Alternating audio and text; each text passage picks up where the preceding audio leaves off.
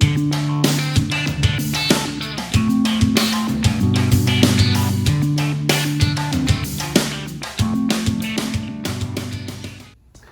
everyone, I'm Juanca and welcome back to the Gates of Delirium. This is my second video. Today I'm going to show you my favorite Progrock albums, my 20 favorite, top 20 favorite Progrock albums. These albums are in no particular order. It's very difficult for me to make like a ranking of this album, so I'm going to show you my favorites and well, let's start. First we have here Porcupine Tree, and this is in Absentia. This is really a brilliant album by the band. They became totally metal in this record, and here is my favorite Porcupine Tree song, which is called Gravity Eyelids. So you have heavy stuff here, great guitar performance by Steven Wilson, and well, it's Porcupine Tree, it's heavy, it's dark, and this is one of their best albums. Next, this Porcupine Tree, Fear of a Blank Planet. This is even more heavy than In Absentia. It's a really great album, and it has some guest musicians like Alex Lifeson from Rush, Robert Fripp from King Crimson, and it's a great album. It deals with the topic of young people going numb through technology and ordinary life, and obviously the track Anesthetize is one of their best progressive tracks. So this is one of my favorite bands, and these two albums are my favorite from them. Next we have Marillion, the neo-prog band from the UK, and this is their album Marbles. They have many albums, many great albums, but this is my favorite, especially this edition, this 2-disc deluxe edition, which have more tracks than the regular edition. So this is really a great album, with some soft rock parts and more heavy stuff. The guitar work of Steve Rothery here in the solos is just great. It reminds you of David Gilmour playing. So I really recommend this Marbles to all of you. This is Madfish Deluxe Edition. Then, well, you all know about this album. I don't have to talk much about it. This is Emerson, Lake and Palmer, Tarkus, and the first track, the epic track Tarkus. It's a long track with many time signature changes, harmonic progressions, very difficult harmonic progressions, and melody. Obviously the keyboard work is amazing, and well, yes, I can recommend this enough. It's a classic Emerson, Lake and Palmer album. Next we have, this is an odd one because with King Crimson usually people tend to have in their favorite albums their major works, their earlier works, but this is their last studio album, The Power to Believe. This is how mathematics sound if they were made music, or if architecture, if you could hear the architecture, this is how it would sound. So that's what I think about this album. It's just an amazing album. Adrian's value, manic, diabolical guitar work, it's amazing. Obviously Robert Fripp, and this is their last studio album, but I think it's one of their best. Next, continuing with King Crimson, Discipline. Everybody knows this album, everybody knows about what discipline in music sounds. Again, it's kind of when if you could hear numbers or mathematics, it would sound like this. Here we have Bill Bruford too, Tony Levin in the bass guitar, and I always have loved that Elephant Talk intro and Frame by Frame, amazing record. Continuing with King Crimson, Larks Tongues in Aspic, 1973. This is one of, it's a very famous album, but it's one of the most experimental albums I've heard. This is from what I call the second incarnation of the band, and it has classic songs like Easy Money, Larks Tongues in Aspic Part 1. It's a big epic with even Oriental percussion. Bill Bruford, it's here too. And David Cross, Robert Fripp, John Wetton with bass and vocals, and Jamie Muir, another great album from the band. Let me see.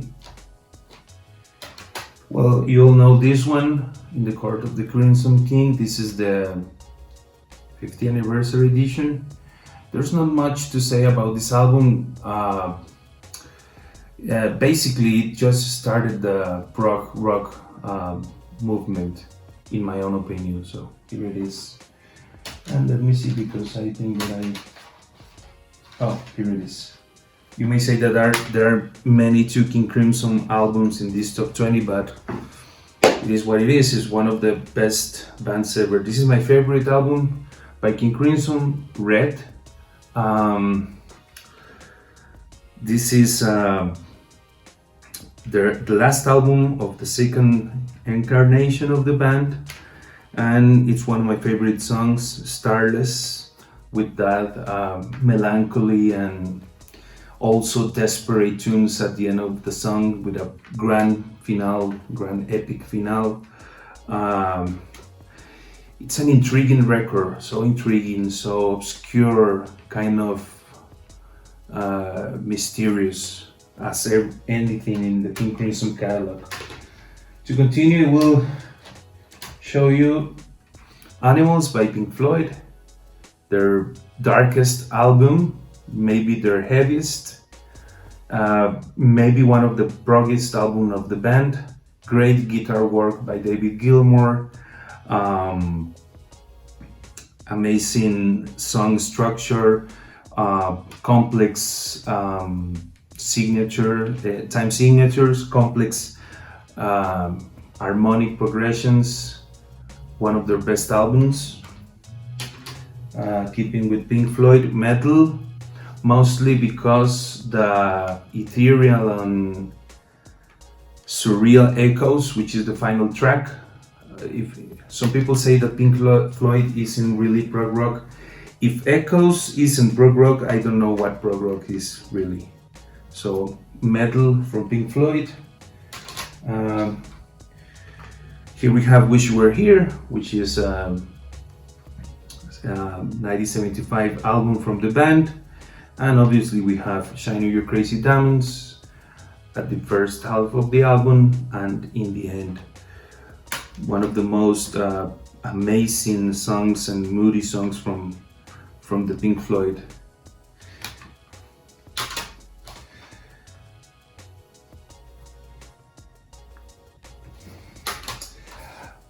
Yeah, we have now Yes. This is my favorite album from Yes, Relayer. Also, I think that is the heaviest and more aggressive album. Is like the Relayer is the evil twin sister of Close to the Edge. When Close to the Edge is an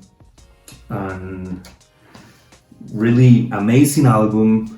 Relayer is just like the reflection, like the opposite, reflecting in a mirror, with harsh melodies, really aggressive. The Gates of Delirium, my favorite song. That's why this channel is called Gates of Delirium. It's my favorite song by Yes. It's a beautiful beautiful mess, beautiful chaotic music that ends with the beautiful part soon. Here we have Patrick Moraz, the jazz keyboardist in the record, and well, it's one of the best by the band. Then we have some modern prog rock like Wobbler from Norway. This is a great symphonic prog album.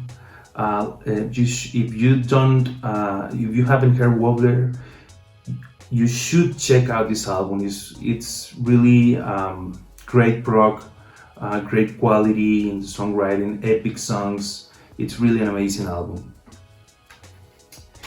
Then we have the classic Selling England by the Pound by Genesis. Although I love all their work, for me this is the most melodic album in which you can hear every member of the band at their best. Of course, we have Fair to Fifth, amazing song, amazing work in the piano by Tony Banks, and well, you all know this record. This is the old remastered version of the record, I think, but it's my favorite from Genesis. Selling England by the Pound. You all know this one. Camel by Moonmadness by Camel. This is soft prog rock, really relaxing album, beautiful melodies, beautiful guitar work by Andrew Latimer. So I recommend this to you all. I think that you all know this record too. And coming to an end, there are 3 left. We have Anekdoten from Sweden and their album Nucleus. This is one of the most disturbing and chaotic and terrifying musical monsters that I have ever heard, ever.